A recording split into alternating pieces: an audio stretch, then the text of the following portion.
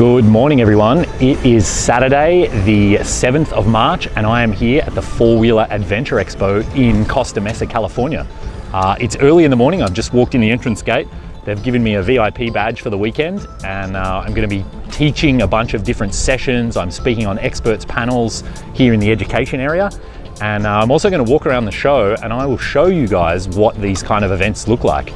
So already to me this looks a little bit like Overland Expo West. We've got all of the big brand names, all of the big companies are here. There's a ton of outfitted vehicles for driving all over the place. And I'm excited to see what this looks like. It's the first time this event has been put on. So come with me for the weekend and I'm gonna show you around. I'll interview some people, I'll have a look at some vehicles, and I'll show you what's new that I've never seen before. And yeah, let's check out Four Wheel Drive Adventure Expo. So check it out, it is 9 o'clock Saturday morning and people are flooding in the entrance gate. I'm told the lineup is absolutely huge. And, I just walked around the whole show and had a good look. Bumped into a lot of people I haven't seen since summer of last year, so great to see so many friendly faces. And one thing I've noticed already, this is hilarious, you know you're in California when it's 9:05 in the morning and I've already seen about 20 people walking around with pints of beer. I mean, don't get me wrong, I enjoy a beer as well, but 9 o'clock in the morning, this is maybe going to be different than Overland Expo. So come along, let's find out. I'll start to show you some cool stuff here in a minute. Everything's just getting started for the day, but this is a big event. I'm really impressed already. This is going to be a lot of fun. So I've walked around the entire show and I've had a really good look at what's around. There are a lot of Gladiators here. There are a lot of Wranglers, as you might expect. It's very much a four-wheel drive show. I think more than Overland Expo typically is. And then there is, you know, Overlandy stuff. There's kind of rooftop tents on some things. So what I'm going to do is just show you the things that I really appreciate. You know, I'm not the typical kind of North American Overlander. I don't really want to just go for a supercharger and huge tires and bling. I want a vehicle that I can actually drive around the world. And so the first one that I've come across here, this is actually my friend Matt's Gladiator. So this thing has a summit on it by a company called AT Overland Equipment. They're made in Arizona, so they're made here in the USA. And this is like an aluminum version, basically, of the pop-up roof that's on my Jeep. Mine's made out of fiberglass by Ursa, whereas this is aluminum. So much more durable. And you can see, same idea as mine, where you can like walk in and then actually stand up. And you can have enough room to, you know, change clothes, get out of the bugs, get out of the mosquitoes, all of that stuff, and still have fridge, drawers, all the equipment you need.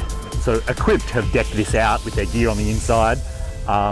It's a MaxTrax show truck, so obviously it has the orange MaxTrax. You know, if it was mine, maybe that'd be black, so it would be a bit more stealth. But other than that, the vehicle is reasonably stock, which I really appreciate.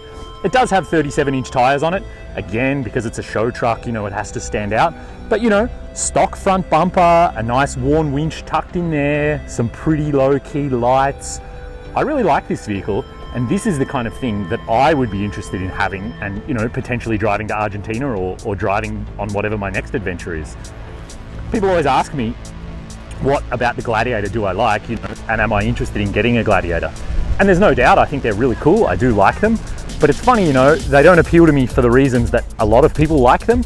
Actually, I want one because it has a higher payload than a normal Wrangler, and because the frame is longer, that means there's more space for me to add diesel tanks or gas tanks and water tanks, which are my two limiting factors when I'm trying to go with the places that I like to go. So yeah, I do think Gladiators are cool, and I really appreciate this one because it isn't screaming, look at me, like so many other ones here at these shows. And also, I know this one's being used. Matt's taken it down to Baja. He's camped all over the Western US in it. So this is actually a real used vehicle, which is rare at these kinds of shows, but I appreciate it. Of course, you can't come to an Overland show anywhere in the USA and not see one of these things. So check it out, that is an Ursa Minor pop-up roof, exactly like mine. So John from Ursa Minor has done such a great job building these things. Everyone who knows what they are absolutely loves them. And you know, there's a reason that they are popular, and there's a reason that they're well liked. They're strong, they get the job done, and it means you can climb upstairs and camp without ever walking outside. And you know, I don't think people really appreciate that until they've been on the road for a longer amount of time, and then you realize getting outside to set up a rooftop tent is not the most fun thing in the whole world. So yeah, Ursa Minor J30, there's a couple of them here. I'll see if I can spot the other ones. So check this one out. It's a vehicle from the home country, that's why it caught my eye. So this is a Defender. I don't actually know how old it is. I'm gonna say like 30, 35 years old. And a lot of people don't know these things are actually made by the Australian military, and they've been auctioning them off now for like 5 years. Usually to have a turbo diesel, they actually put Isuzus in them, and they're not all 6-wheel drive like this one is, and they don't all have the canopy on the back. There's all kinds of different ones. They were used for communication, they were used for reconnaissance. But if you keep your eyes out on the Australian government auction websites, you can find ones that have like 30,000 miles on them because they were used, say, as a fire truck at an airport, and they were just never driven. And so the military goes through them and does all their maintenance all the time, but they haven't got high miles on them. So these things can be pretty fun. It is right-hand drive, but because it's 25 years old, you can import it into the US without too much trouble. So, I mean, pretty unique and fun vehicle to have. You're not gonna see too many of these on the roads in the US. You want to have all the security of all this stuff. Well, then you put all this stuff in your vehicle, and then now your vehicle's really heavy and it breaks. So, and then They have 2 usages, doesn't need to be there. Okay. Like pare down on your stuff so they have a pairing purpose. And the other one to remember is lots of people come into this from like a hiking background. And so remember, basically anywhere you go, someone has been there with all their stuff on their back. Yeah. So if they can do it with everything on their back or on a motorbike, Well, I have. I've been, you know, I was in that yeah. So don't put anything in your vehicle that you wouldn't put on your back. Then you're like, I got a few things I couldn't put on my back. You're already like that always helps me decide. Right. Or it physically doesn't fit inside my Wrangler very well. I'm like, okay, I just Well, my got repair kit for my backpack was pretty light and easy. Well, The yeah. Jeep, a little bit different. Yeah. Monster. It's a challenge for sure. Yeah. So I just spoke on a discussion panel called the Perfect Adventure Vehicle with a bunch of experts. That was really fun. And then I just gave a talk on Southern Africa Fly and Drive. So teaching people how they can fly into Southern Africa, rent a 4-wheel drive, and then have an amazing trip. And yeah, both talks went really well. It's only Saturday at midday, but I'm losing my voice already, which is par for the course, these kind of events. So later today, I'm teaching my international overland tips and tricks, and then I have a couple more classes tomorrow. But in the meantime, I'll show you guys. This is, I'm kind of just near the education tents here, and so this is the Four Wheeler Adventure Expo. Let's walk down one of the aisles here. It's starting to fill up. I haven't been out for a couple of hours. Yes, there's a big Raptor with a rooftop tent because everybody needs one of those. What else have we got? One of the equipped vehicles, always looking sharp.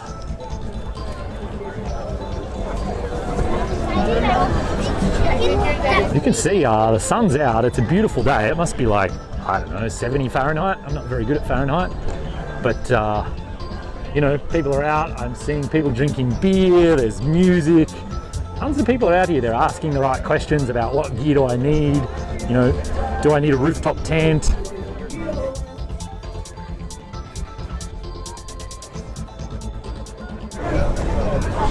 Definitely starts getting more crowded down here. We've got more of the traditional 4-wheel drive guys. We've got all the big tire companies. We've got some sweet Urals here with sidecars. Haven't seen one of those since I bumped into a French couple who rode one along West Africa.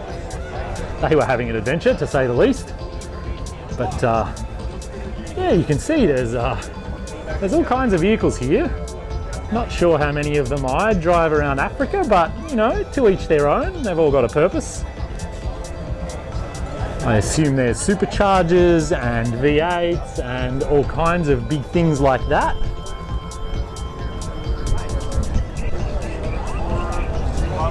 Head over here to the Quigley 4x4 vans, which are becoming extremely popular in the industry.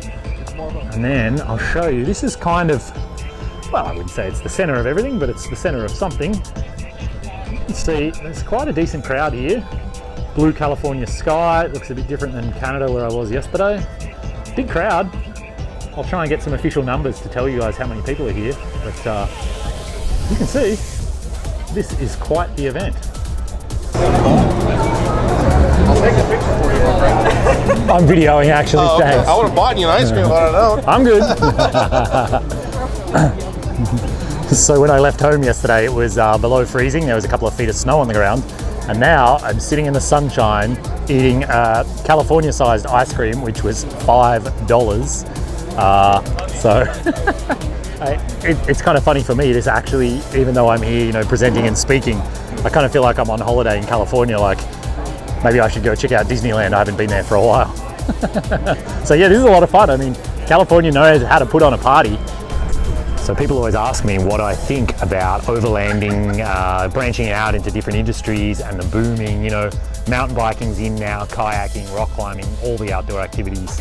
And you know, I think that's all good. I think more people into overlanding can only be a good thing. We're all going to end up with more gear because of it and more people loving the outdoors. But I mean, there are some things that I definitely cringe at a little bit.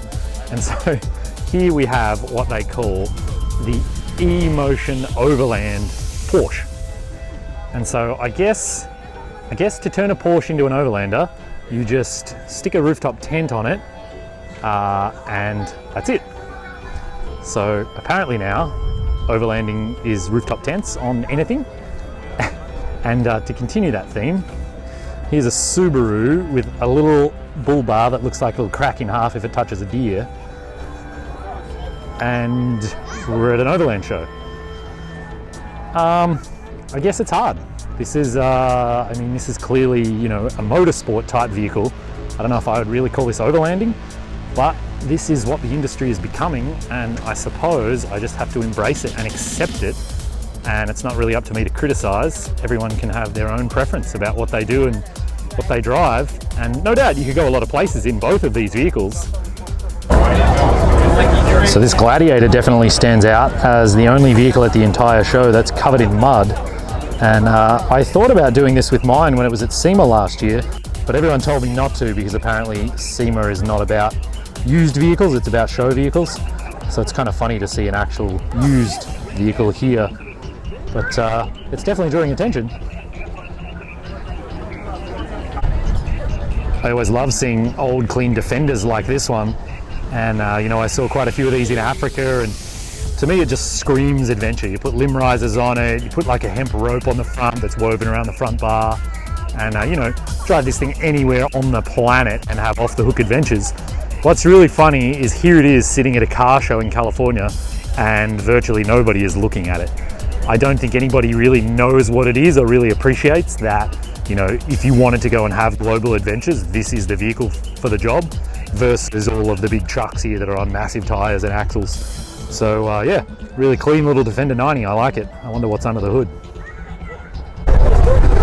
So what's really fun about this thing is that it's a 1982, which means it's exactly the same age I am. It is 38 years old, and this is what you need to have adventures. You know, you put a good set of all-terrain tires and you have some living space, you have your toys, you got your mountain bike, you got your surfboards, you got your family in the back seat, and you're off and you're away. This is what adventure looks like. This is what going all over the planet looks like. And this is real people really doing it. I love this. Check it out, the homemade curtains, the tablecloth. This is so perfect. I would have one of these over half of the vehicles at this show. Here's another great vehicle I've just seen sitting off to the side, and it's a Land Rover Discovery. I actually don't know, is it a Disco 3 maybe? I'm not that up on Land Rover models. But you know, I like this vehicle, it kind of appeals to me. It's got a good set of tyres on it, it's probably got mild suspension, it's got a roof rack with an awning on the other side, a swing away tyre carrier, and that's it. Other than that, it just has a bunch of mud on it, a bunch of scratches. It's pretty obvious whoever owns this thing has really used it and enjoys using it. And I gotta say, that's the point after all. Why own such a vehicle unless you're gonna use it? So to me, this is exactly what overlanding is. Get a vehicle, build it into what you want, and then go out there and use it. All right, everyone, I've just finished teaching my last class of the day. I just taught international overlanding tips and tricks here in one of the classrooms. And yeah, it's been a really amazing day here at Four Wheeler Adventure Expo Day 1. I think the turnout's really impressive to see. For the first time ever this event has been held. There were thousands of people here today. Really good questions from people obviously interested in this overlanding idea and blending it, you know, with the four-wheel driving that they're used to. So yeah, had a really fantastic day, met some really great people, saw some cool stuff, and I'm excited. I'm going to do it all again tomorrow. So stay tuned, Day 2 coming soon. Good morning, everyone. It is Sunday morning. It's 9. The gates have just opened here at the Four Wheeler Adventure Expo. So day 2 is just about to begin. There was some rain last night, but now it's super sunny. Looks like it's going to be a beautiful day. So let's keep wandering around and checking out more cool stuff, see what we can find. So Ernesto has this 70 series Troopy that is unbelievably clean. It's actually a 2019. It's got the 4.5 litre diesel V8. This thing is, without question, the best overland vehicle ever made in the history of the world. In Africa, this outnumbers every single other four-wheel drive combined. Maybe that's not quite true, but I'm gonna say that's really close to true. I saw more of these on the road than anything else. And so check it out, he had this pop-up installed. So it's very much like mine, where you're inside the vehicle to sleep and everything.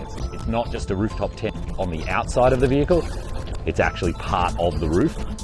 And so you could see how quick that was to set up. That took him about 30 seconds. So in terms of like a world overland platform, 70 series troop carrier, this is what Scott Brady spec'd for Expedition 7s. Exactly this, same engine, same everything. 5-speed transmission, manual windows, still got like a vinyl interior. So it's basic. It's got front and rear lockers though from the factory. So yeah. This is where it's at. I call this best vehicle of the show, and I won't be surprised if this thing wins best vehicle at quite a few shows this year, 2020. You don't see too many of these in the US, that's for sure. Hi, we're Jared and Jen with Boreas Campers. These campers made in the USA, just out of Denver, Colorado. Have no wood in them. It's all steel and composite construction. They're a sturdy, heavy-duty little teardrop style trailer. This is the galley kitchen, which all comes standard with it. Wonderful to live out of, wonderful to camp out of. So what I like about this Boreas camper trailer is that it's everything you need and it's nothing you don't need. So it's got the Dometic 50-litre fridge, it's got a dual burner stove, a sink with running water, and over here on this side, it's got on-demand hot water and a shower enclosure. So you can be fully enclosed while you're having your hot shower. It's relatively small and light to tow behind, you know, a Jeep or a vehicle that doesn't have a massive tow rating. And then inside, it's perfect. And because this one doesn't have a pop-up roof, it means you can stealth camp in it. So, you know, you could be on the side of the interstate and go to sleep in the back of this thing and nobody would even know. So free camping options are immense in this thing. Here's another great vehicle that I really like. This is Paul May's 200 series Land Cruiser. And what I love about this is that Paul really uses it. So actually right after this show, he's heading down to Baja and he's gonna live out of this for a whole week. So this is the real deal. This is what you need to go, you know, on trips like that. So he's got a really slick drawer system, National Lunar fridge. That's an easy-on, hard shell rooftop tent on the roof. Got the slide-out dual burner stove. You know, max tracks. It's clean and it works. This is the kind of vehicle that if you want to head away for a week or 2 at a time, absolutely ideal. I really like it. Here's another good one worth checking out that brings back some fun memories. This is a Sportsmobile, four-wheel drive converted, you know, pop-up roof, big forward series van. And what's really cool about this is it's exactly the same as the one my friends Danny and Didi had in Africa, or still have, and drove around Africa. And so we convoyed together for a few months in West Africa. And you know, I talk so much to them about it. They have the same kind of requirements that I do in terms of the amount of gas you're going to use, your 4 wheels on the ground, all of that. But they have so much more interior living space than I do. Fully stand up and walk around 3-4 people, not even a challenge. So, you know, a vehicle like this, while bigger and a little bit heavier and a little bit more difficult to drive, it definitely has a lot of advantages over my Jeep. And these things are starting to pull big money now because people know what they are, especially if you get one that's like pre-2007, so it doesn't have all the diesel emission stuff on it. They're actually worth quite a bit of money. But there's a reason, and the reason is they're really good. My friends John and Andy actually just drove one to Argentina as well over 4 years. Never had a problem with it, absolutely loved it. So again, world exploration vehicle right here. You can use one of these and really get it done. So yesterday I said you can get attention at Overland shows by new hotness or by being kind of retro and cool. And so this just showed up, and just talking to the owner for a second, I guess this is what they call a J series. He said it's a 66, and this is the original Gladiator from back in the day. I love these things. Sometimes people ask me if I would ever drive one, and I mean, yeah, absolutely, but it would be hard, I think, to go back to this after my JK, you know, air conditioning, power steering, heated seats. So I mean, one day, I guess my dream, if I had a garage and if I had the skills, it'd be pretty cool to kind of resto mod one of these, you know, disc brakes, new axles, a nice new modern engine that would actually be smooth and quiet, try and make the interior a lot more comfortable, you know, new seats, air conditioning, kind of all of that. And obviously you're gonna have the payload and it's gonna go anywhere you want it to go. So, I mean, definitely looks the part. And I'm sure you can have a lot of fun in one of these things. But it's just one of those projects of like, do you want to invest years building a vehicle like this? Or do you want to spend those years out having adventures? Hard to say. All right guys, I just finished teaching my last class here at the Four Wheeler Adventure Expo, and Sunday afternoon. It's been a really busy day. There was a huge crowd today, the sun's out, and people that showed up today, they had really good questions, and they're obviously super interested in this overlanding game. So yeah, I'm excited to see what this event will become in future years. And this is the first time I've done one of these event videos, and let me know what you think down below in the comments. Give me a thumbs up if you enjoyed it, and let me know what I should do differently next time. I plan on doing videos like this for all the Overland Expo events this coming summer 2020. So yeah, let me know how I can improve the videos. Thanks for watching, and if you're not already, hit that subscribe button.